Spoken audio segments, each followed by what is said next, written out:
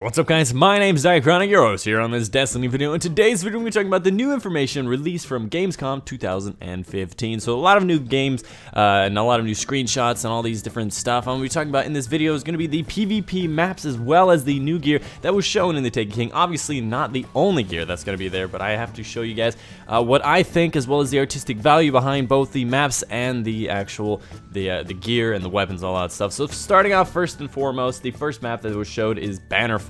It's this area that's actually looks like the tower. This is the thing, you know, that looks like, well, that's the best explanation of it. It looks like a map that is the tower. It is actually a tower in the like overarching the middle of nowhere. It is not exact schematics as the tower, but it has the similarities of like the white walls, the vines, the big red tree in the middle.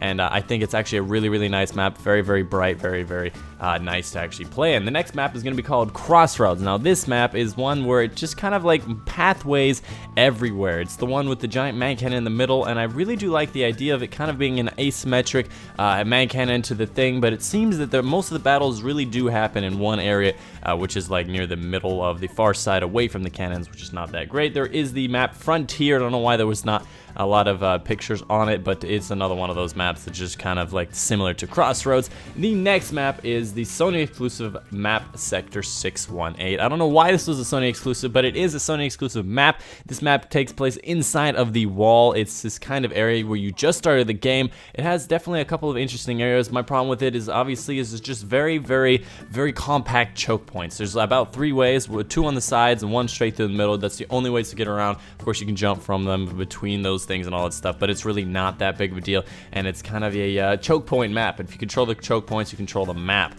Coming in on the gear, starting with the Hunter, there's just very standard gear. A lot of these things look just like the Dark Below DLC. This is obviously because of the fact that they were just trying to show these things off at E3 as well as Gamescom, not trying to reveal too much of it, but from what I can see from this this armor on this Hunter is it looks exactly the same as the House of Wolves and the previous DLC, the Dark Below, so nothing really too special. I do like the idea of having a little cloak in front. I mean, that's a kind of a new idea. This little idea with the mask of like netting on it, that's kind of an original idea, but for the most part, there's really not that much different. This helmet first on the Titan, it looks just like the Batman helmet from the House of Wolves. Nothing really similar. Of course, this is a standard chest I used to start off the game with, and these are kind of like the gauntlets. These actually remind me of the first Vanguard armor. This is another, again, first Vanguard armor that released with the game, which is actually kind of a throwback, and this is kind of a more recent from the New Monarchy stuff. So not really, again, very much special released in the E3 or Gamescom. Of course, the Warlock, I'm not too familiar with them,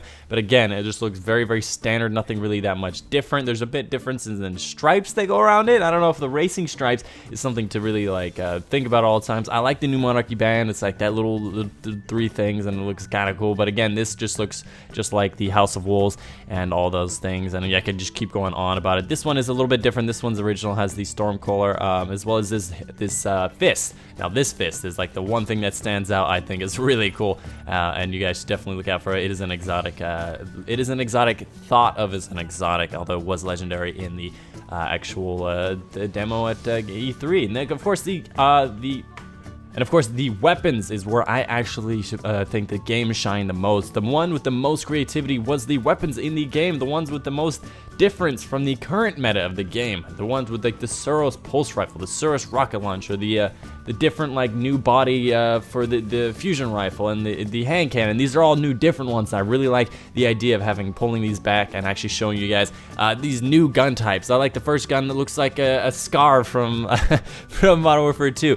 I like that they're doing these things, and for me, like personally, I really like the new gear that they bring to a game, the new look that it brings to a game, because to me personally, if it comes with a new look, it feels like a new game. Even if the game is relatively the same, people will go after this new look. I mean, a lot of you probably are not Call of Duty fans, but the case in point of Call of Duty, give it a new theme, keep the same fluid dynamics, and you will sell the game again. Obviously, there are problems with doing this over and over again, but this is what people like a lot, and if you can change it enough, people are going to like the new set of scenery enough to like the game again. That's what I like about Call of Duty, is I'm just into some new scenery. And with Destiny, I hope that they are bringing new scenery more than they have actually showed at the E3 and, of course, Gamescom. This is probably just a demo, trying not to release too much information, trying to keep it all under wraps and all that stuff. But anyways, that's a wrap for you guys today. Hope you guys did enjoy these screenshots, these amazing different types of things. There's really not that much more to talk about. I did go a little bit fast on it, but I just wanted to review what I saw and what I was thinking about these maps, the new gear, and all that stuff. Overall, I'm a little disappointed. The highlight, again, is the weapons. These are the ones with like the newest look, the new body frames.